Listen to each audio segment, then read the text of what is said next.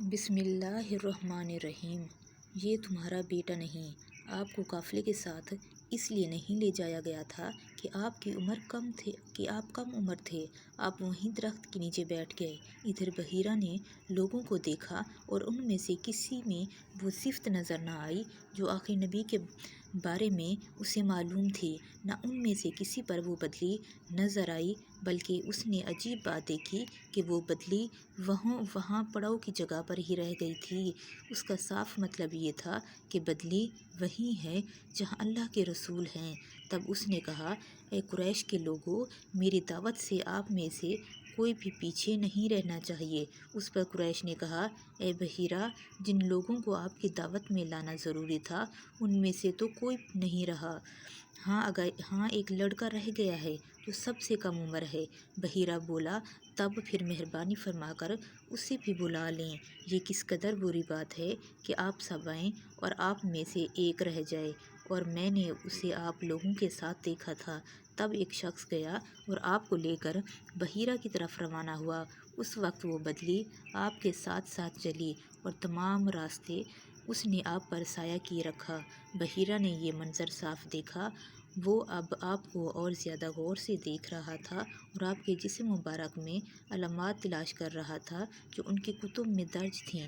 جب لوگ کھانا کھا چکے اور ادھر ادھر ہو گئے، تب بحیرہ آپ کے پاس آیا اور بولا، میں لات اور عزیٰ کے نام پر آپ سے چند باتیں پوچھنا چاہتا ہوں۔ جو میں پوچھوں آپ مجھے بتائیں۔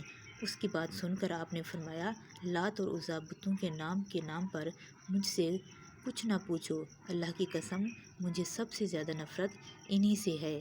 اب بحیرہ بولا، اچھا تو پھر اللہ کے نام پر بتائیں جو میں پوچھنا چاہتا ہوں۔ تو آپ نے فرمایا، پوچھو، کیا پوچھنا ہے؟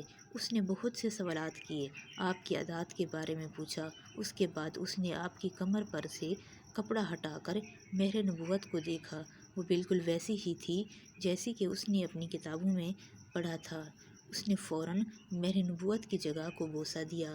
قریش کے لوگ یہ سب دیکھ رہے تھے اور حیران ہو رہے تھے۔ آخر لوگ کہے بغیر نہ رہ سکے، یہ راہب محمد صلی اللہ علیہ وآلہ وسلم میں بہت دلچسپی لے رہا ہے۔ آخر اس کے نزدیک ان کا مرتبہ بہت بلند ہے۔ ادھر نبی کریم صلی اللہ علیہ وآلہ وسلم سے بات چیت کرنے کے بعد بحیرہ ابو طالب کی طرف آیا اور بولا، یہ لڑکا تمہارا کیا لگتا ہے؟ ابو طالب نے کہا، یہ میرا بیٹا ہے۔ اس پر بحیرہ نے کہا، نہیں، یہ تمہارا بیٹا نہیں ہو سکتا۔ یہ نہیں ہو سکتا کہ اس کا باپ زندہ ہو۔ ابو طالب کو یہ سن کر حیرت ہوئی۔ اس نے کہا، دراصل یہ میرے بھائی کا بیٹا ہے۔ ان کا باپ کہاں ہے؟ وہ فوت ہو چکا ہے۔ اس کا انتقال اس وقت ہو گیا تھا جب یہ ابھی پیدا بھی نہیں ہوئے تھے۔ یہ سن کر بحیرہ بول اٹھا، ہاں یہ بات صحیح ہے۔ اور ان کی والدہ کا کیا ہوا؟ ان کا بھی ابھی تھوڑے ہی عرصے میں انتقال ہوا ہے۔ یہ سنتے ہی بحیرہ نے کہا، بالکل ٹھیک کہا۔ اب تم یوں کرو کہ اپنے بھتیجوں کو واپس وطن لے جاؤ۔ یہودیوں سے ان کی پوری طرح حفاظت کرو۔ اگر انہوں نے انہیں دیکھ لیا اور ان میں سے وہ نشانیاں دیکھ لیں جو میں نے دیکھی ہیں تو وہ انہیں قتل کرنے کی کوشش کریں گے۔ یہ تمہارا بھتیجا نبی ہے، اس کی بہت شان ہے۔ ان کی شان کے بارے میں ہم اپنی کتابوں میں بھی لکھا ہوا پاتے ہیں اور ہم نے اپنے باپ دادوں سے بھی بہت کچھ سن رکھا ہے۔ میں نے یہ نصیحت کر کے اپنا فرض پورا کر دیا ہے اور انہیں واپس لے جانا تمہاری ذمہ داری ہے۔ ابو طالب بحیرہ کی باتیں سن کر خوف زدہ ہو گئے۔ آپ کو لے کر مکہ واپس گئے۔ اس واقعے کے وقت آپ کی عمر 9 سال تھی۔ اس عمر کے لڑکے عام طور پر کھیل کود میں ضرور حصہ لیتے ہیں۔ ان کھیلوں میں خراب اور گندے کھیل بھی ہوتے ہیں۔ اللہ تعالیٰ نے آپ کو اس سلسلے میں بھی بالکل محفوظ رکھا۔ جاہلیت کے زمانے میں عرب جن برائیوں میں جکڑے ہوئے تھے، ان برائیوں سے بھی اللہ تعالیٰ نے آپ کی حفاظت فرمائی۔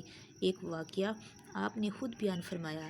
ایک قریشی لڑکا مکہ کے بالائی حصے میں اپنی بکریاں میرے ساتھ چراتا تھا۔ میں نے اس سے کہا، تم ذرا میری بکریوں کا دھیان رکھو تاکہ میں قصہ گوئی کی مجلس میں شریک ہو سکوں۔ وہاں سب لڑکے جاتے ہیں۔ اس لڑکے نے کہا، اچھا، اس کے بعد میں روانہ ہوا۔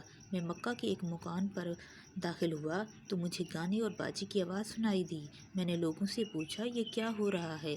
مجھے بتایا گیا کہ ایک قریشی کی فلاں شخص کی بیٹی سے شادی ہو رہی ہے۔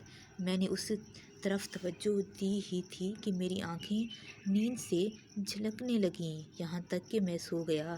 پھر میری آنکھ اس وقت کھلی جب دھوپ مجھ پر پڑی۔ آپ واپس اس لڑکے کے پاس پہنچے۔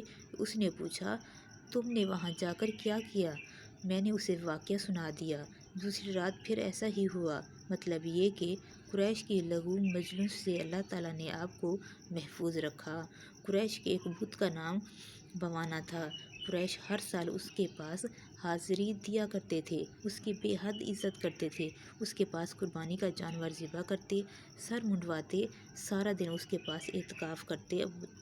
ابو طالب بھی اپنی قوم کے ساتھ اس بت کے پاس حاضری دیتے۔ اس موقع کو قریش عید کی طرح مناتے تھے۔ ابو طالب نے نبی کریم صلی اللہ علیہ وآلہ وسلم سے کہا بھتیجے آپ بھی ہمارے ساتھ عید میں شریک ہوں۔ آپ نے انکار فرما دیا۔ ابو طالب ہر سال آپ کو شریک ہونے کے لیے کہتے رہتے لیکن آپ ہر بار انکار ہی کرتے۔ آخر ایک بار ابو طالب کو غصہ آ گیا۔ آپ کی پھوپھیوں کو بھی آپ پر بے تحاشا غصہ آیا۔ وہ آپ سے بولیں تم ہمارے معبودوں سے اس طرح بچتے ہو اور پرہیز کرتے ہو، ہمیں ڈر ہے کہ تمہیں کوئی نقصان نہ پہنچے۔ انہوں نے یہ بھی کہا محمد آخر تم عید میں کیوں نہیں شریک ہوتے؟ ان کی باتوں سے تنگ آ کر آپ ان کے پاس سے اٹھ کر کہیں دور چلے گئے۔ اس بارے میں آپ فرماتے ہیں میں جب بھی بوانا یا کسی اور بت کے نزدیک ہوا میرے سامنے ایک سفید رنگ کا بہت قدر آور آدمی ظاہر ہوا۔ اس نے ہر بار مجھ سے یہی کہا محمد پیچھے ہٹو، اس کو چھونا نہیں۔